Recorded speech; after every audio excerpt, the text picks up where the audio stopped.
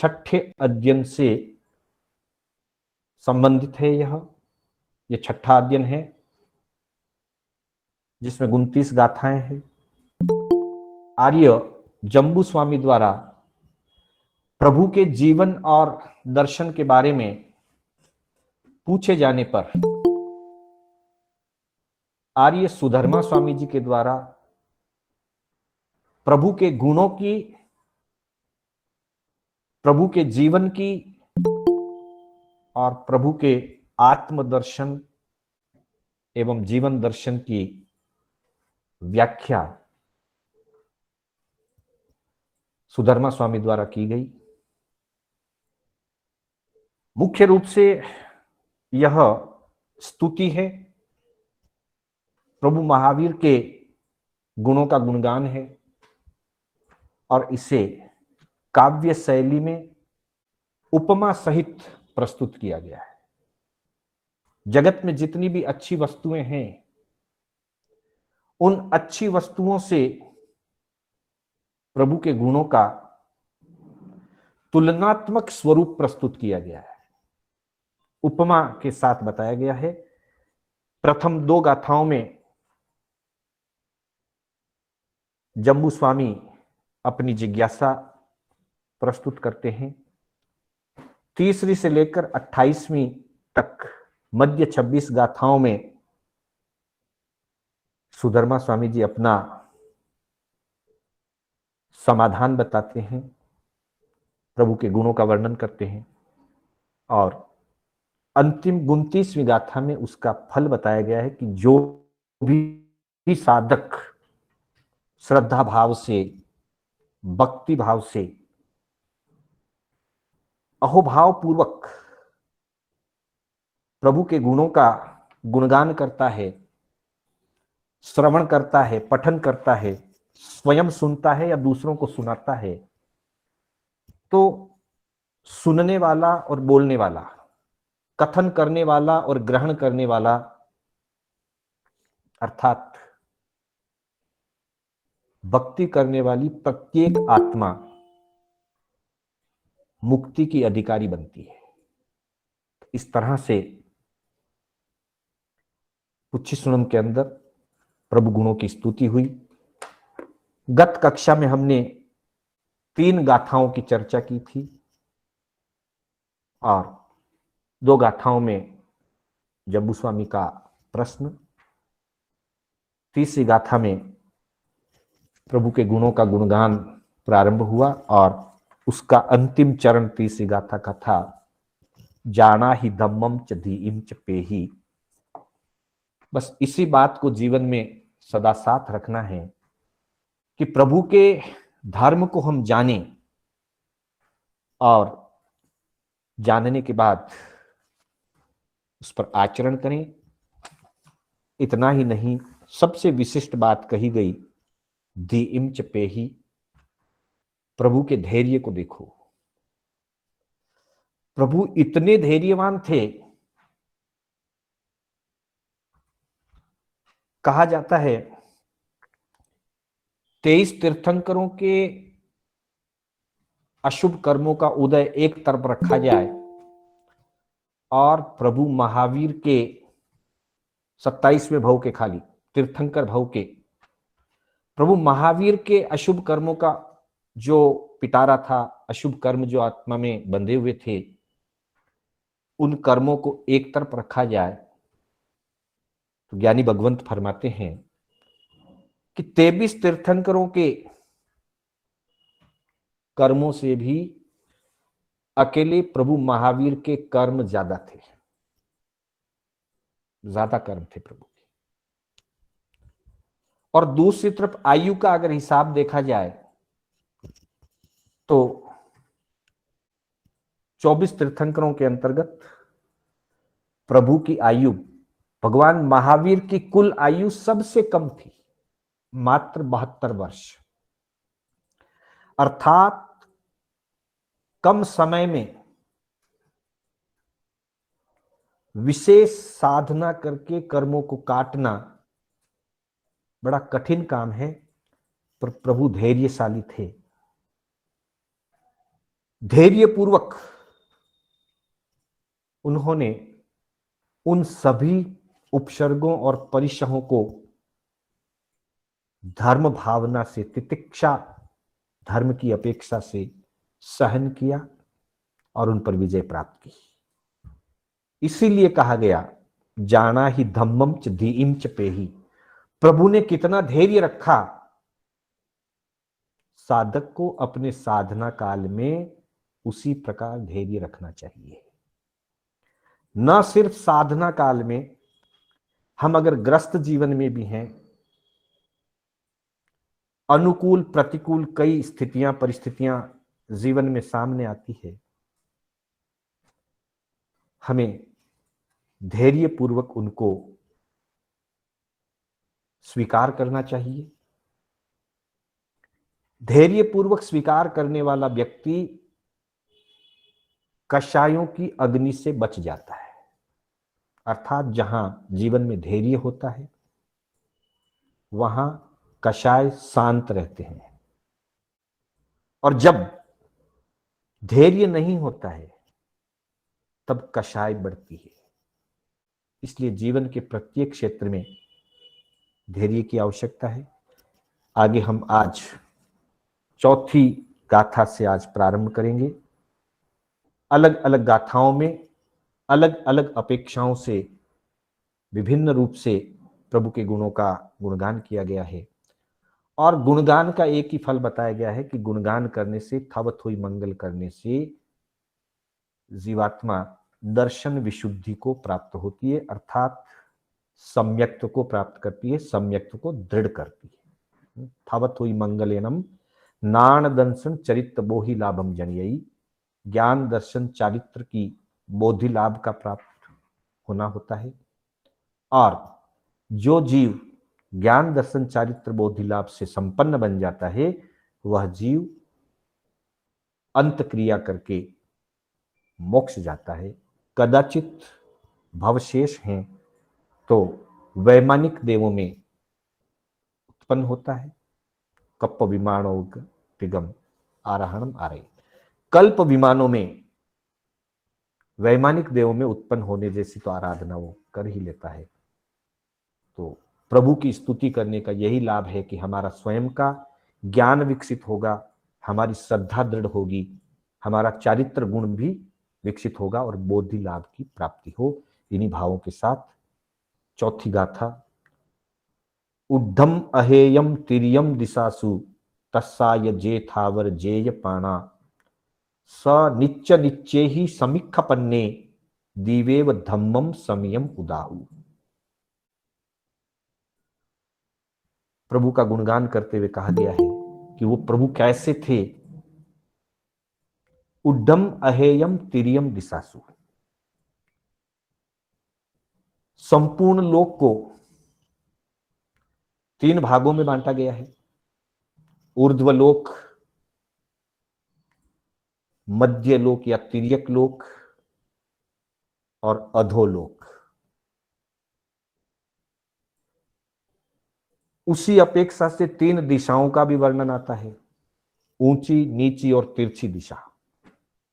जब हम प्रतिक्रमण करते हैं तो वहां छठे व्रत के अतिचारों में बताया गया कि ऊंची दिशा, नीची दिशा और तिरछी दिशा। तीन दिशाएं कहें या लोक के तीन विभाग कहें, एक ही बात है। उन तीनों दिशाओं में, तीनों लोकों में त्रस और स्थावर प्राणी रहते हैं। स्थावर प्राणी पूरे लोक में सूक्ष्म जीवों की अपेक्षा से पूरे लोक में ठसाठस भरे होते हैं। त्रस प्राणी, त्रस जीव मात्र त्रस नाड़ में होते हैं। प्रभु त्रस और स्थावर दोनों प्रकार के जीवों को जानते हैं, दोनों प्रकार के जीवों का निश्चय और व्यवहार दोनों अपेक्षा से उनके स्वरूप को जानते हैं, समझते हैं।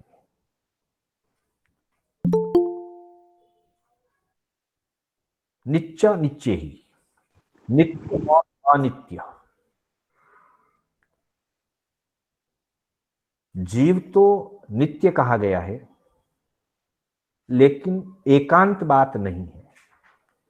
जैन दर्शन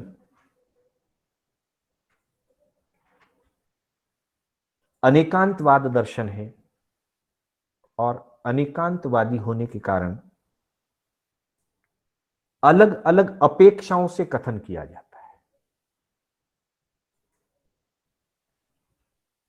सामान्य रूप में हम यही कहते हैं कि आत्मा नित्य है, आत्मा नित्य है, शाश्वत है। आत्मा 8 कर्मों का करता है, आत्मा 8 कर्मों का भोगता है। मोक्ष है, मोक्ष का उपाय है, आत्मा है और नित्य है। आत्मा की नित्यता द्रव्य की अपेक्षा से है, निश्चय की अपेक्षा से। अर्थात इस जगत में, इस संसार में जितनी आत्माएं हैं, जितने जीव हैं, कभी भी इनमें से एक भी जीव नष्ट नहीं होता है और एक भी जीव नया प्रकट नहीं होता है। मात्र जीव अपने जन्म मरण की अपेक्षा से कर्म उदय के अनुसार अलग अलग शरीर धारण करते हैं, अलग अलग गति और जाति को धारण करते हैं, अलग अलग भव धारण करते हैं। जो जीव आज देवगति में है, वही जीव समय आने पर आयुष्य पूरा करने के बाद मनुष्य गति में आ जाएगा। हम आज मनुष्य बने हुए हैं, मनुष्य गति में हम मनुष्य भव को धारण करके जीवन चला रहे हैं। हमारा जब आयुष्य पूरा होगा, तब हम मनुष्य पर्याय को छोड़ देंगे, इस भव को, इस शरीर को त्याग कर देंगे और देव गति में, मनुष्य गति में, या जैसा जिसने आयु कर्म बांधा होगा उसके हिसाब से अगला भाव धारण किया जाएगा। आत्मा वही रहेगी, आत्मा बदलेगी नहीं। इसलिए निश्चय की अपेक्षा से, द्रव्य की अपेक्षा से नित्य कहा गया। जीव नित्य है, आत्मा नित्य है, लेकिन जीव समय समय पर अपना भव बदलता है, अपनी पर्याय बदलता है, अपनी अवस्था बदलता है। अभी हम मनुष्य हैं, इस भव से पहले 40 साल पहले, 50 साल पहले जिसकी जितनी आयु है, उससे पहले का अगर हम देखेंगे तो हम इस रूप में नहीं थे। हमारा रूप कुछ और था। हम देव में हो सकते थे, हम किसी और भव में मनुष्य रहे हो सकते हैं, हम नरक से आए हुए हो सकते हैं, हम तिर्यंच योनि से आए हुए भी हो सकते हैं। इस भव से पहले हमको नहीं मालूम, लेकिन हम कुछ न कुछ थे जरूर। तब हमारी पर्याय कुछ और थी, वर्तमान में हमारी पर्याय कुछ और है। और जैसे इस भव का आयुष्य पूरा हो जाएगा, नया जो भी आयुष्य बांधा हुआ है उसके अनुसार हम वापस जन्म धारण करेंगे, तो हमारी पर्याय कुछ और हो जाएगी। तो पर्याय की अपेक्षा से अवस्था, पर्याय मतलब अवस्था, अवस्था या पर्याय की अपेक्षा से अलग अलग भाव, अलग अलग समय बदलता है, इसलिए अनित्य है। पर्याय अनित्य है और द्रव्य से आत्मा नित्य है। तो प्रभु ने इस नित्यता और अनित्यता दोनों को जाना, और जान करके उन प्रज्ञाशाली ज्ञानी भगवंत ने समीक्षा करके,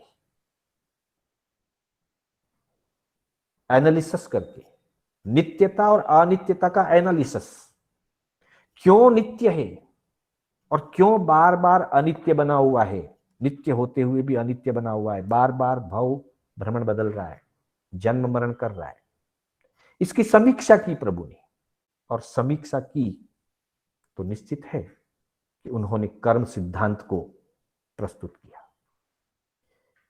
उन्होंने अपने ज्ञान में समीक्षा करके, अपनी प्रज्ञा से समीक्षा करके नित्यता और अनित्यता के स्वरूप को जाना और नित्य स्वरूप को, आत्म स्वभाव को प्राप्त कराने के लिए दीवेव धम्मम संयम उदाहु, दीपक के समान प्रकाशित या द्वीप के समान सहारा देने वाला, धारण करने वाला धम्मम, धर्म का, संयम उदाहु, पूर्ण सम्यक भाव से, अच्छी तरह से, उचित ढंग से प्रभु ने धर्म का उपदेश फरमाया, धर्म का स्वरूप कथन किया। अर्थात आत्मा के स्वभाव को जानकर, आत्मा के नित्य अनित्य सिद्धांत को जानकर प्रभु ने अहिंसा धर्म का, सम्यक धर्म का अच्छी तरह से प्रतिपादन किया। प्रभु फरमाते हैं कि धर्म द्वीप के समान होता है। जैसे कोई व्यक्ति समुद्र में, पानी में डूबने लग जाए और बीच में कोई टापू, आइलैंड, द्वीप, छोटा सा अगर कोई टापू मिल जाए तो वो डूबने से बच सकता है। ठीक वैसे ही संसार के प्राणी संसार के अंदर पाप कर्म करके डूब रहे हैं। जो जीव डूबने से बचना चाहता है वह धर्म रूपी द्वीप को प्राप्त करे, धर्म द्वीप की शरण प्राप्त करे। अथवा दीव का अर्थ दीपक भी होता है। अंधेरे में अगर कोई भटक रहा है, कुछ भी दिखाई नहीं देता, भयानक अंधेरी गुफा में कोई फंस जाए तो धक्के खाता है, भटकता है, ठोकरें खाता है। ठीक वैसे ही संसार में प्रत्येक प्राणी भटक रहा है, ठोकरें खा रहा है। धर्म रूपी दीपक, ज्ञान का प्रकाश जो प्रभु ने दिया है, तीर्थंकर भगवंतों ने दिया है, उसको स्वीकार कर ले, उसको धारण कर ले तो भटकना और ठोकरें खाना बंद हो जाता है। बस यही सार इस गाथा का है। तो सुधर्मा स्वामी फरमाते हैं, विश्व के त्रस और स्थावर जीव सब निज ज्ञान में, देख कर सिद्धांत नित्य अनित्य का रख ध्यान में। वीर स्वामी ने अहिंसा धर्म का वर्णन किया, द्वीप सम तिहु जग हितंकर, साम्य तत्व बता दिया।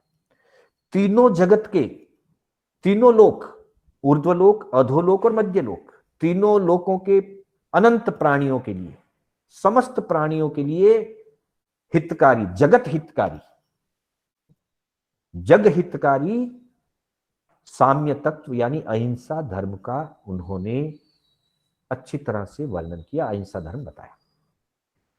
क्यों बताया प्रभु ने? प्रभु जानते हैं। पिछली कक्षा में अपनी बात आई थी, तीसरे गाथा के अंदर कहा, खेयन ऐसे कुशले में, वो खेदज्ञ थे, दुख के ज्ञाता थे, संसार के प्राणियों के दुख के ज्ञाता। वे स्वयं भी इसी संसार में किसी समय दुख और कष्टों को भोग रहे थे। अभी हमने चर्चा की, बहुत अधिक अशुभ कर्मों का उदय था उनको, भयंकर से भयंकर उपसर्ग और परिसर उनके जीवन में आए, तो वे स्वयं अपने दुखों को उन्होंने भोगा। और जब केवल ज्ञान प्राप्त हुआ तो उन्हें स्पष्ट दिखाई दिया कि जैसे मैं दुखों को भोग करके आया हूं, मैं तो अब दुख मुक्त हो गया, लेकिन संसार के जीव दुखों में डूब रहे हैं। संसार के जीव दुखों से कष्ट पा रहे हैं, तकलीफ पा रहे हैं। इन जीवों का दुख दूर होना चाहिए। यह प्रभु की करुणा है कि मैं दुखों से बच गया हूं तो दूसरे भी इस मार्ग को अपना करके दुखों से बचे। इसलिए प्रभु ने जग हित कर, पूरे संसार के लिए, प्राणी मात्र के लिए जो हितकारी धर्म है, उस हितकारी धर्म का साम्य तत्व का स्वरूप समझाया। अगली गाथा में बताते हैं, 5वीं गाथा में, से संवदंसी अभिभूय नाणी निराम गंधे दिमम ठियप्पा अनुत्तरे सव्व जगंसि विज्जम गंथा अतीते अभये अनाऊ। वे प्रभु संवदंसी, सर्वदर्शी थे, अर्थात केवल दर्शन के धारक थे, और अभिभूय नाणी, अभिभूत ज्ञानी थे। अभिभूत ज्ञानी का अर्थ होता है केवल ज्ञानी।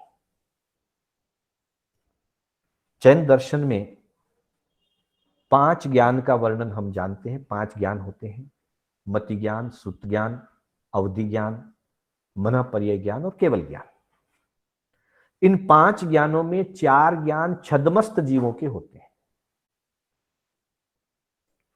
मति ज्ञान, श्रुत ज्ञान, अवधि ज्ञान और मनःपर्यय ज्ञान, ये 4 ज्ञान छद्मस्त जीवों के हैं, अर्थात जिन जीवों के अभी ज्ञानावरणीय कर्म का उदय चल रहा है, कुछ सयोपशम हुआ है पर कुछ उदय चल रहा है, कर्म पूरा क्षय नहीं हुआ, कर्म पूरा नष्ट नहीं हुआ ज्ञानावरणीय, ऐसे जीव छद्मस्त कहलाते हैं। और जिनका मोहनीय कर्म क्षय होकर वीतरागता प्राप्त हुई और फिर ज्ञानावरणीय, दर्शनावरणीय और अंतराय, ये 3 कर्म भी जब क्षय हो जाते हैं तो जीव को केवल ज्ञान प्राप्त होता है। वे जीव सर्वज्ञ कहलाते हैं। तो केवल ज्ञान सर्वज्ञों का ज्ञान है, और मति ज्ञान, श्रुत ज्ञान, अवधि ज्ञान और मनःपर्यय ज्ञान, ये 4 ज्ञान छद्मस्तों के ज्ञान है। जो इन 4 ज्ञान से ऊपर उठ जाता है, अर्थात ज्ञानावरणीय कर्म का क्षय करके, सयोपशम को नष्ट करके शायिक भाव प्राप्त कर लेता है, उनका ज्ञान केवल ज्ञान होता है। उन्हीं को अभिभूत ज्ञानी कहते हैं, अर्थात जिन्होंने शेष 4 ज्ञान को पीछे छोड़ दिया और केवल ज्ञान को प्राप्त कर लिया, वे अभिभूत ज्ञानी कहलाते हैं। तो ऐसे केवल ज्ञानी, केवल दर्शनी, सर्वज्ञ, सर्वदर्शी भगवान निराम गंधे धीमम ठियप्पा, 2 विशेष गुण बताएं उसके। केवल ज्ञान और केवल दर्शन तो आत्मा के गुण है, साथ ही 2 विशेष गुण बताए, एक निराम गंधे और दूसरा धीमम। वे विशुद्ध चारित्र वाले थे, निराम गंधे, जिनके चारित्र में कोई दोष ना लगे, जिनका चारित्र संपूर्ण शुद्ध, वो निराम गंधे कहलाते हैं। और धीमम, धैर्यवान, धैर्य की तो हम प्रभु के धैर्य की तो किसी से तुलना ही नहीं कर सकते। कानों में खीले ठोके गए फिर भी धैर्य में रहे। संगम देव ने एक रात में 20 उपसर्ग दिए और उसके बाद लगातार 6 महीने तक उपसर्ग देता रहा। भगवान विचलित नहीं। भगवान के धैर्य में एक रोम मात्र में भी कहीं विचलितता नहीं आई। ऐसे वो धैर्यशाली थे। कवि लोग कहते हैं, काने खिल्ला ठोकिया चरणे रांधी खीर, काने खिल्ला ठोकिया चरणे रांधी खीर, कर्मोती तो बहु लड़िया 24वां महावीर। प्रभु महावीर के लिए कहते हैं कि उनके कानों में खीले ठोक दिए गए।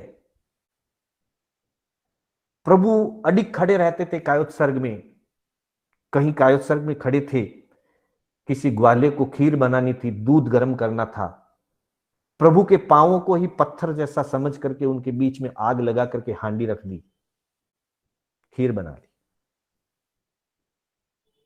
ऐसे ऐसे भयंकर उपसर्ग आने पर भी वो धैर्य में रहे, एक रोम मात्र में भी कहीं उनके विचलितता नहीं आई। इसलिए वो विशुद्ध चारित्र वाले थे। कैसा भी उपसर्ग परिचय आया, उन्होंने अपनी साधना मार्ग में एक रेश मात्र भी समझौता नहीं किया, वो अपनी स्थिरता से चलते रहे। और तब उनको कहा गया ठीयप्पा, वो स्थिर आत्मा थे। दो प्रकार की आत्माएं होती है, एक ठीयप्पा, एक अठीयप्पा। हमने 10वें कालिक सूत्र में, दूसरे अध्ययन में, और वही चीज उत्तराध्ययन सूत्र के अंतर्गत भी, जहां रथ नेमी का अध्ययन आता है, वहां दोनों जगह वो वर्णन है। राजीमती रथ नेमी से कहती हैं,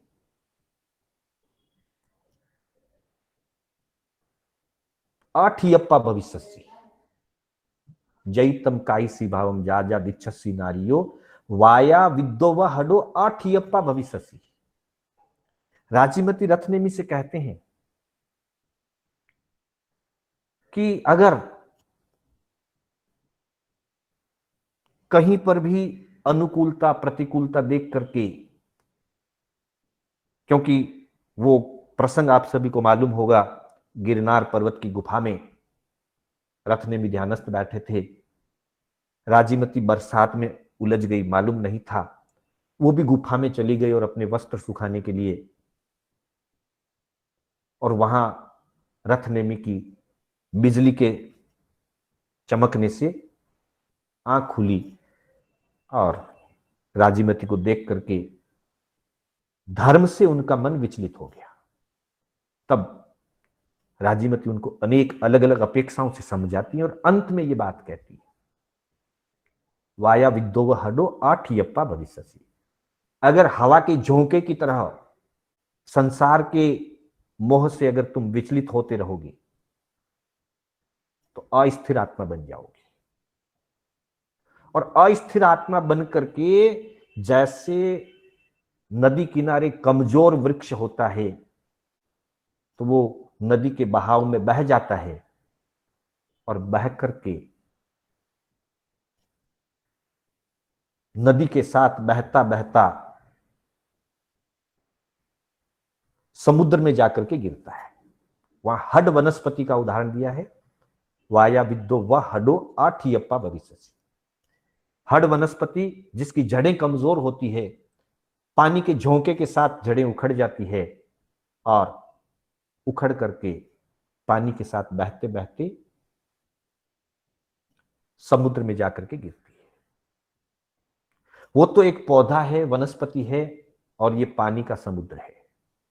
लेकिन आत्मा को इसके साथ तुलना करके बताया कि अगर आत्मा में संयम की दृढ़ता नहीं होगी और आत्मा अगर अस्थिर हो जाएगी, विचलित हो जाएगी, तो फिर अपने संयम से उखड़ जाएगी, अपने आत्म भावों से विचलित हो जाएगी और विचलित होकर के अस्थिर बन करके आठियप्पा भविष्यसि, अस्थिर आत्मा बन करके जैसे वो हड़ वनस्पति पानी के बहाव में बहती और जाकर के समुद्र में गिरती है, ठीक वैसे ही आत्मा मोह के बहाव में बहती जाएगी, विषयों के बहाव में, विकार के बहाव में, कषायों के बहाव में बहती जाएगी, पाप और अधर्म के बहाव में बहती जाएगी और बहते बहते एक दिन संसार रूपी भव सागर में जाकर के गिरेगी। इसलिए संसार को भी भव सागर कहा जाता है, समुद्र कहा जाता है। तो जैसे वहां अठियप्पा की बात आई, प्रभु महावीर के लिए विशेषण दिया कि वह ठीयप्पा, स्थिर आत्मा, आत्मा में सदा स्थित रहे, धैर्य भाव से स्थित रहे, कैसे भी उपसर्ग और परिसर आए अपने संयम में दोष नहीं लगने दिया, निराम गंधे निर्दोष संयम चारित्र का पालन करते हुए धैर्य के साथ स्थित आत्मा बने रहे। और तभी अनुत्तरे सब जगन से विचम, वे इस जगत में अनुत्तर अर्थात सबसे श्रेष्ठ, ग्रंथियों से रहित, भय और आयु से रहित हो गए।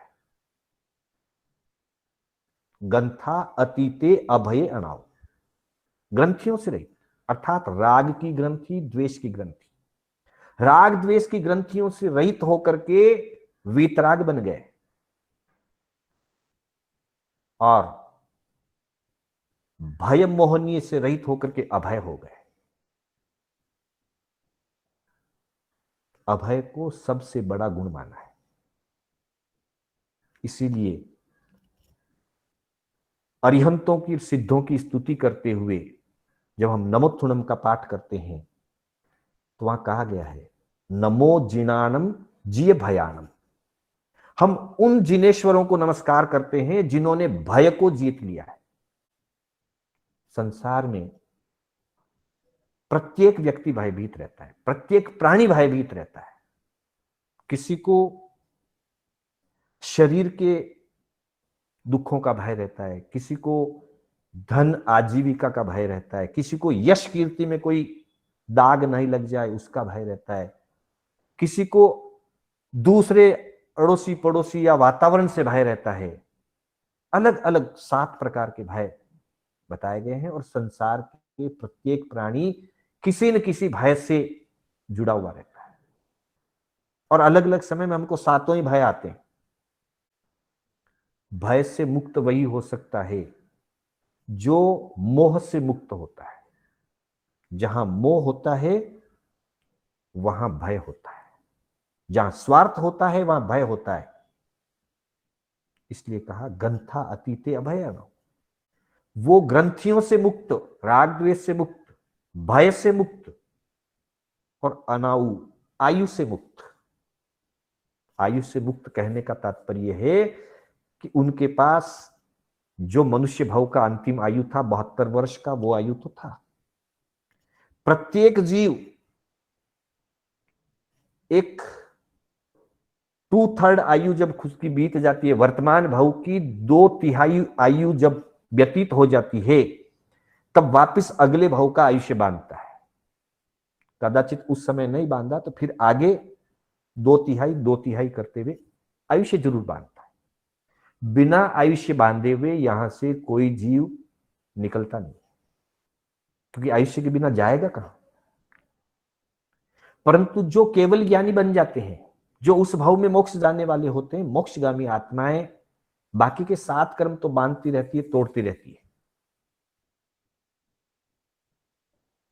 परंतु उस भाव में आयुष्य कर्म का बंधन नहीं करती, बाकी 7 कर्म बांधती। भगवान महावीर ने भी जन्म से लेकर के लगभग 42 वर्ष की उम्र आने तक ज्ञानावरणीय का भी बंद किया, दर्शनावरणीय का भी किया, मोहनीय का भी किया, नाम गोत्र अंतराय और वेदनीय का भी किया, लेकिन आयुष्य कर्म का बंध नहीं किया। कोई भी मोक्षगामी आत्मा अपने अंतिम भाव में से 7 कर्मों का बंध करती है, लेकिन आयुष्य कर्म का बंध नहीं करती। इसलिए का अणाव, आयु रहित हो गए। ऐसे आयु रहित प्रभु महावीर ने संसार के जीवों पर करुणा करके विशुद्ध धर्म को कहा। और प्रभु का उपदेश भी कैसा, तो उसके लिए आचारांग सूत्र में एक सूत्र दिया है, जहां फरमाते हैं जहां पुण्यस्य कथई तहा तुच्छस्य कथई, जहां तुच्छस्य कथई तहा पुण्यस्य कथई। ये वीतरागता है। गंथातीते, वो वीतराग थे, ग्रंथियों से रहित थे। जैसा कोई राजा महाराजा आ जाए, राजा श्रेणिक आए, तब भी उसी आनंद के साथ उनको उपदेश दिया। और अर्जुन माली जैसा, जिसने अपने जीवन में 1141 जीवों की हत्या की, भले वो यक्ष आविष्ट होकर के की, पर हुई उनके द्वारा।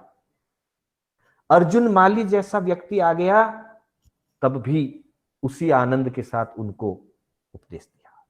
ये वीतराग ही कर सकते हैं। जहां पुण्य सकते, जैसे पुण्यवान आत्माओं को कहा तहा तुच्छ सकते, वैसा ही तुच्छ जीवों को भी कहा। और जहां तुच्छ सकते, जैसा तुच्छ छोटे से छोटे प्राणी को कहा, तहा पुण्य सकते, वैसा ही पुण्यवान को कहा। मनुष्य तो छोड़िए, चंड कौशिक सांप को भी उन्होंने उसी भावना से बोध प्रदान कर दिया। चंदन बाला को जिस भाव से बोध दिया, गौतम को जिस भाव से बोध दिया, राजा महाराजाओं को जिस भाव से प्रतिबोध दिया, उसी भाव से अर्जुन माली को भी दिया, उसी भाव से चंड कौशिक सांप को भी दिया। इसलिए वो गंथा आती थे, ग्रंथियों से रहित थे। न राग, न द्वेष, न मोह, न स्वार्थ, कुछ नहीं। मात्र करुणा भावना से, एकमात्र संसार के जीवों का हित हो, इस हित भाव से उन्होंने जो है अपने अनंत ज्ञान और अनंत दर्शन में देखे हुए धर्म के स्वरूप का कथन किया। ऐसे थे प्रभु महावीर। अगली गाथा में कहा है, छठी गाथा में,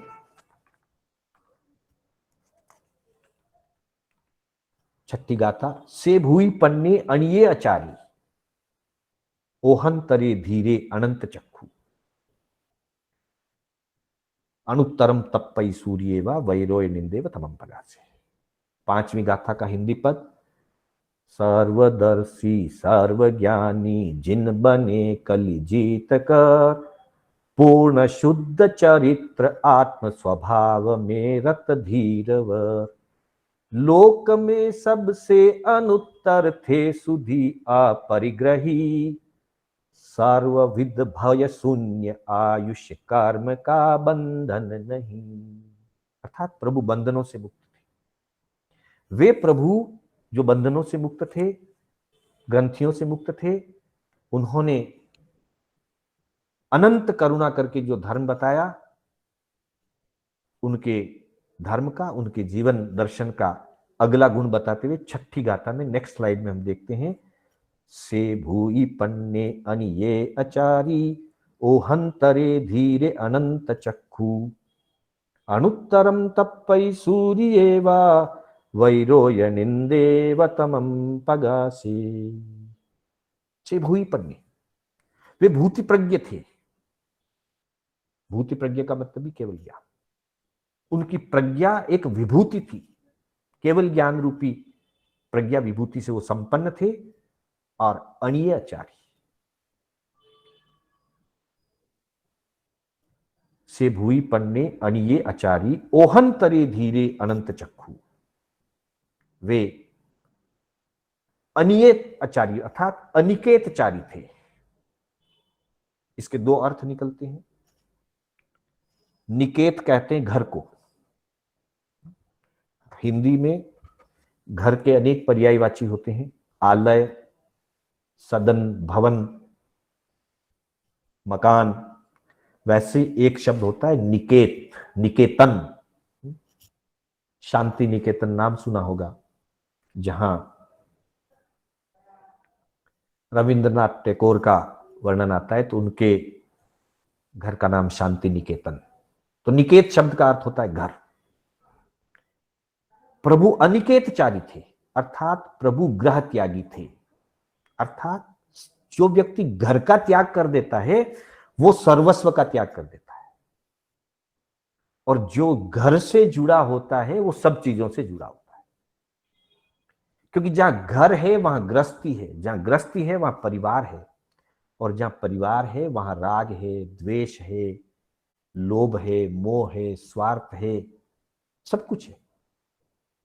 अणियाचारी, वो भगवान अनिकेतचारी थे, ग्रह त्यागी थे। ग्रह त्यागी, अणघार धर्म की साधना करने वाले। और अणघार धर्म की साधना करते हुए दूसरा इसका अर्थ है अनियत आचारी। किसी भी प्रकार का प्रतिबंध नहीं, बिल्कुल प्रतिबंध रहित, किसी के बंधनों में नहीं, न राजा की, न प्रजा की, न भक्त की, किसी के बंधन में, अपने नियमों के अनुसार, अपनी कल्प मर्यादाओं के अनुसार सदा विचरण करने वाले, ऐसे प्रभु अनीय आचार्य से भूई पन्नी, वो भूति प्रज्ञ थे, केवल ज्ञानी थे, ग्रह त्यागी आराधना करने वाले थे। और जहां ग्रह का त्याग होता है, घर का, गृहस्थी का, वहां संसार के सभी पापों का त्याग हो जाता है। और तब ओहन तरे धीरे अनंत चक्र, वे इस ओग, ओग कहते हैं संसार को, वो संसार सागर से तिर गए। और धीर शब्द तो बार बार कहा है, जगह जगह धीर, धैर्यशाली। ऐसे धैर्यशाली प्रभु संसार को त्याग करके संसार से पार हो गए। पहले संसार का त्याग किया, अनियत आचारी बने, अनिकेत आचारी बने, और फिर संसार से तिर गए अनंत चक्षु। हम दो आंखों से कितना देख सकते हैं? अगर हमारे 4 आंखें हो, 2 आगे 2 पीछे, तो ज्यादा देख पाएंगे। अगर 8 आंखें हो, 2 आगे 2 पीछे और 2-2 साइड में, तो और ज्यादा देख पाएंगे। ऐसे होता नहीं है, पर समझने के लिए। लेकिन जिसकी अनंत चक्षु हो, अनंत आंखें हो, तीर्थंकर को या केवल ज्ञानी को अनंत चक्षु कहा जाता है। अर्थात अगर अनंत आंखें हो तो सर्वस्व देखा जा सकता है, सब कुछ देखा जा सकता है। प्रभु केवल दर्शन से युक्त थे, इसलिए उनको अनंत चक्षु कहा गया है। हमारे शास्त्रों में केवल ज्ञानी को अनंत चक्षु कहा जाता है और आचार्य को सहस्र चक्षु कहा जाता है। आचार्य को सहस्र चक्षु, 1000 आंखों वाले। आंखें तो 2 ही होती है, लेकिन वो जब संघ का संचालन करते हैं तो सभी दृष्टिकोणों से, सभी अपेक्षाओं से, सब और ध्यान रखते हैं, सबका ध्यान रखते हैं। इसलिए उनको सहस्र चक्षु कहा जाए, 1000 आंखों से देखने वाले। और केवल ज्ञानियों को अनंत चक्षु कहा जाता है, अनंत आंखों से देखने वाले। अर्थात उनका ज्ञान अनंत था और उनका दर्शन अनंत था। वो ग्रह त्यागी होकर के संसार से तिर गए।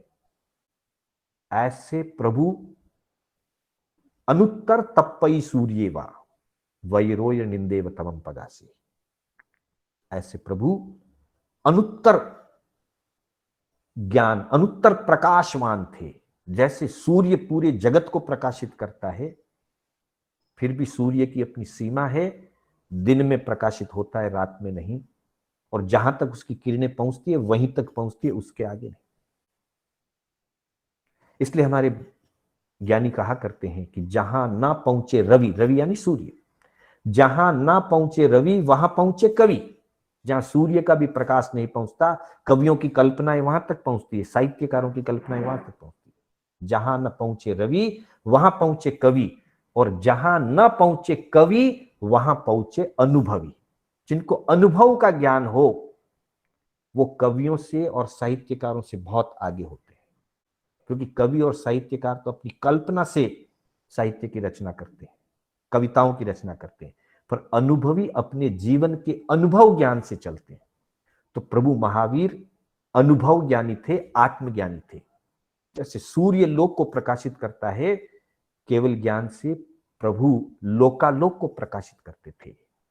और जैसे अग्नि की ज्वाला अंधकार को मिटाती है, वयरोय निंदे व तमम पदा से, वैसे ही प्रभु महावीर प्रज्वलित ज्वाला की तरह थे, जो इस संसार से अज्ञान अंधकार को मिटाने वाले। तो अज्ञान अंधकार को मिटाने वाले, सूर्य के समान प्रकाशवान, प्रदीप्त ज्वाला या ज्योति की तरह प्रकाशमान, अनंत ज्ञानी और अनंत दर्शी प्रभु महावीर, जो अनियत आचारी थे, ग्रह त्यागी थे, बंधनों से मुक्त थे, और अपनी धैर्य पूर्वक साधना से जिन्होंने संसार को पार कर लिया, संसार से जो तिर गए, ऐसे प्रभु महावीर जिनका हम गुणगान करते हैं। श्रेष्ठ मति मंगलमयी प्रतिबंध शून्य विहार था, पार भव सागर किया अविचल अदम्य विचार था। ज्ञान ज्योति अनंत, सूर्य समान तेजस्वी प्रखर, वर विरोचन तुल्य चमके, अंधकार विनाश कर। प्रभु ने स्वयं अपना केवल ज्ञान का प्रकाश प्राप्त किया और संसार के सब जीवों के अंधकार को नष्ट करने के लिए धर्म का और ज्ञान का प्रकाश हमको दिया। ऐसे प्रभु महावीर का गुणगान करते हुए हम भी उन्हीं गुणों को प्राप्त करना चाहेंगे, उन्हीं गुणों को हम प्राप्त करें। इसी भावना के साथ समय हो चुका है, मैं अपने शब्दों को यहीं विराम देना चाहूंगा। मेरे कथन में कोई स्खलना हुई हो, कोई अशुद्ध उच्चारण हुआ हो, अथवा जिन आज्ञा विपरीत कोई कहा गया हो, तो उसके लिए मैं आप सभी की साक्षी से, संग और आत्मा की साक्षी से मिच्छामि दुक्कडम करते हुए अपने शब्दों को विराम देता हूं। मंगल पाठ के साथ कक्षा का समापन होगा। सूचना के रूप में कल सवेरे ठीक 10 बजे जैन जीवन शैली मार्गानुसारी पर सुबह ठीक 9 बजे से 10 बजे की कक्षा, कल सवेरे 9 से 10 मार्गानुसारी पर कक्षा रहेगी। और कल 3:45 से 4:30 बजे 12 भावनाओं पर वरिष्ठ स्वाध्याय श्री विमल चंद जी लोढ़ा की कक्षा रहेगी। इन्हीं सूचनाओं के साथ मंगल पाठ गुरुदेव की आज्ञा से, बड़े श्रावकों की आज्ञा से, चत्तारी मंगलम, अरिहंता मंगलम, सिद्धा मंगलम, साहू मंगलम,